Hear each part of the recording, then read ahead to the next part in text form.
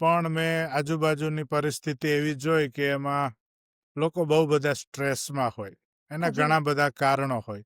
એટલે હું સતત એ બધા જે કલીગ્સ હોય કે વિદ્યાર્થીઓ હોય એની પાસે બેસતો, એમની સમસ્યાઓ સાંભળતો.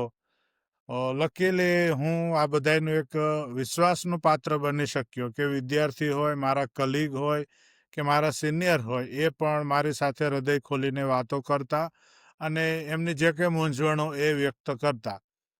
ત્યાર પછી હું પ્રિન્સિપાલ તરીકે ગયો તો મને એવું થયું કે એક શિક્ષક તરીકે મને જે પ્રોબ્લેમ, સ્ટ્રેસ કે જે કંઈ ટેન્શનના અનુભવો થયા છે એ હું જ્યાં હોય ત્યાં મારા મિત્રોને, મારા કલીગને, મારા ટીમ મેમ્બર્સને એ અનુભવ ન થવો જોઈએ.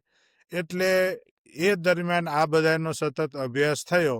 એટલે મને થયું કે આ વિષય ઉપર જ પીએચડી કેમ ન કરીએ, જેથી વધારે સારી રીતે